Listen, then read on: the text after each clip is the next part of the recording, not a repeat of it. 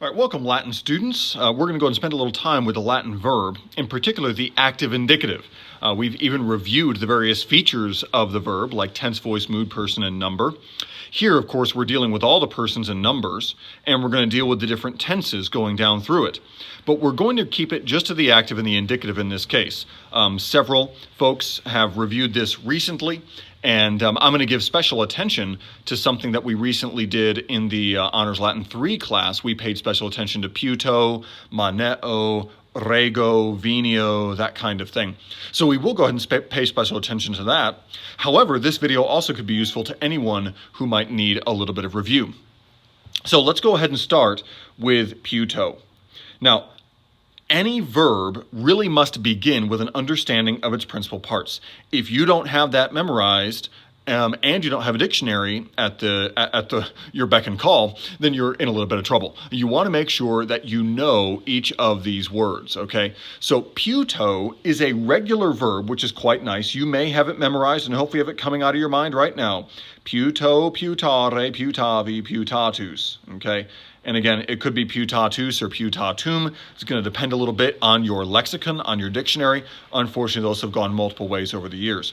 You must have the principal parts. That, of course, is why they're called the principal parts. They are the parts from which you can make all the other parts. So we can see by comparison of the first and second that it is a first conjugation. So we make the stem by taking off the RE, and we get PUTA. That now is our present tense stem.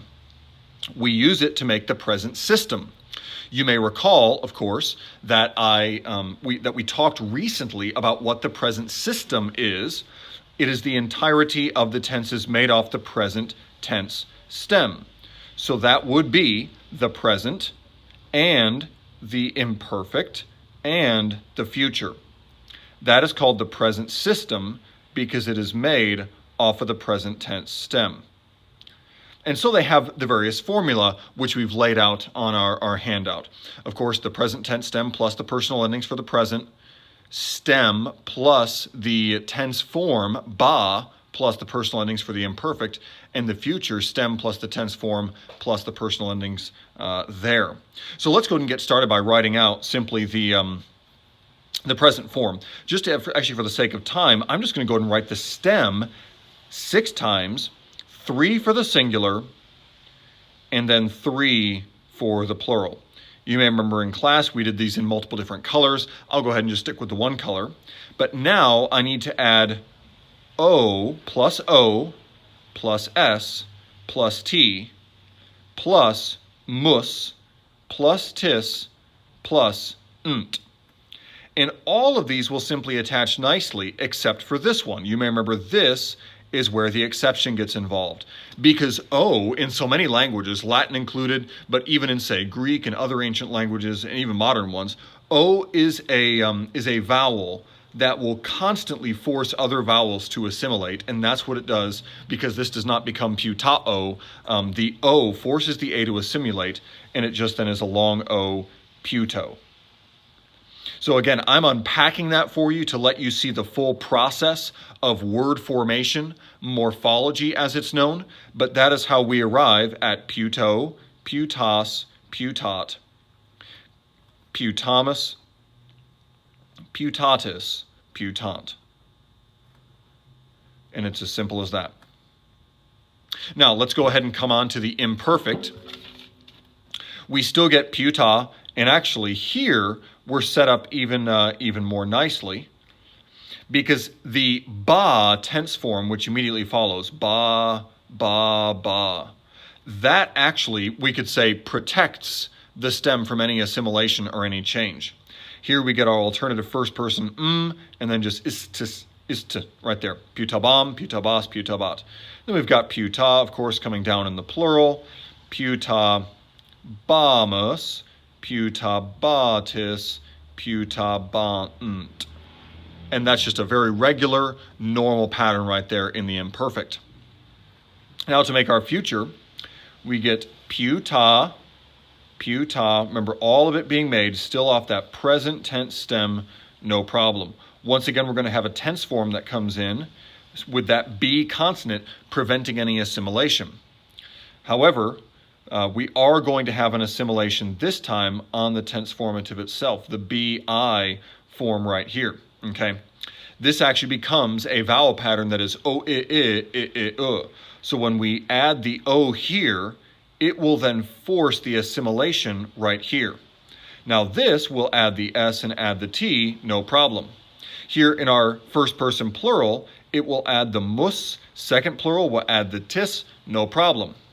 When the nt gets added here, this actually caused a change in the place of pronunciation from I to U historically among the Latin speakers, and so that became bu for bunt. So now, since I made the mess and I wanted to show you how that happened, let me go ahead, I'll just draw a dotted line through that whole thing maybe, and we just rewrite putabo, putabis, putabit, putabimus, putabitus, putabunt. And that shows our whole present system built off the present tense stem. So now what we need to do is go to build our perfect system built off the perfect stem. You'll remember back here to our principal parts. Our perfect stem is found from the third principal part. The third principal part is the perfect active indicative first person singular. So we remove the ending, which is the I, and we get P-U-T-A-V. Now, some students can easily think that the V is what transforms it to becoming the perfect. That is not the case. Now, that is highly regular, so that's nice. And of course, it's nice whenever we have something that's very regular or behaves that way. Many first conjugation verbs have an A there in the ending of the present tense stem, and then AV like that, even amo, amare, amavi, amatus. But it doesn't have to be that way. There isn't truly a regular rule that way. The rule is know the principal part. Go to the third principal part, take off the I, and then you've got putav. I'm going to come onto a clean sheet of paper, and I'm just going to write putav, putav, putav. This now is just writing out for first singular, second singular, and third singular, as well as first, second, and third plural, the perfect tense stems that I will need. Now, you may recall that for the perfect, the formula simply is the perfect tense stem plus the special perfect personal endings. So we just get I, isti, it, immus, istis, erunt. Being careful to remember that the whole thing right there, erunt, all of that at the right, is the ending for the perfect third plural. That brings us to the pluperfect. Once again, we simply need 6 versions of our perfect tense stem to get us going along. And as you can already predict, the formula requires adding the tense form. For this, you may remember that the tense form is era. That is what the tense form is for any pluperfect. So we add era, era, era, all the way down, actually. And this one stays very regular. So, of course, we don't have the O ending here. It's the alternative M ending, which you've learned even from the beginning. Is, t, mus, tis, nt. Putaveram, putaveras, putaverat, putaveramus, putaveratis, putaverant. It's that simple for the pluperfect. Of course, let me go ahead and use this for my translation, right? This would be something like, I had cleared up, I had settled, sometimes even like set forth or that kind of thing. Puto is actually kind of a unique word. Settled, set forth, determined, cleared up, anything like that would work well. Notice in English we have to have our past here. This up here, putavi, would be I have set forth, or I have cleared up, or something like that. Our last one then is the future perfect, that is, because we're making the perfect system perfect, past perfect, or pluperfect, and now future perfect. We still need the 6 versions of the tense stem just as usual. So putav over and over again for the first, second, and third, and that for singular and plural. Now our tense form is ere.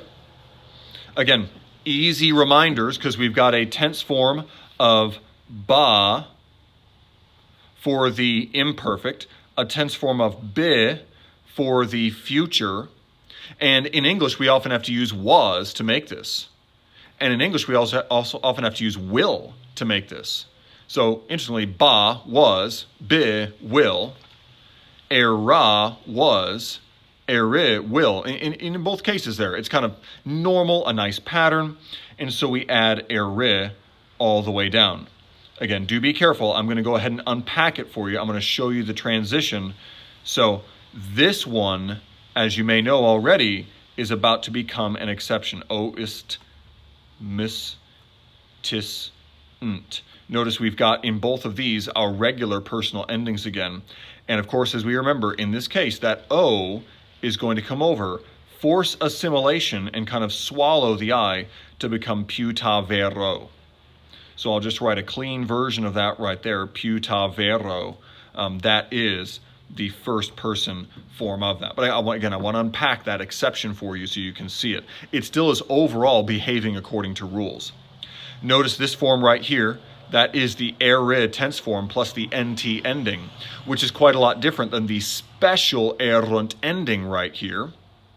You also don't want to confuse this with the future active indicative of sum, right? Sum meaning to be. When it's in the future, it is simply ero, eris, erit, erimis, eritis, erunt.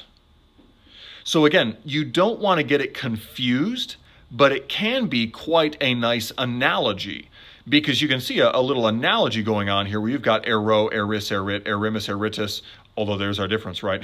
Erint with an I, erunt without an I. If erunt appears by itself, you know that it is a future active indicative, third plural of sum. If it appears attached to a perfect tense stem, you know that it's the third plural of the perfect active indicative right there. So that is how we move through all 6 tenses in the first conjugation for a word like puto. We now will look at the other conjugations and we'll be able to do it even faster. So thanks for your time, and I hope that is a helpful presentation.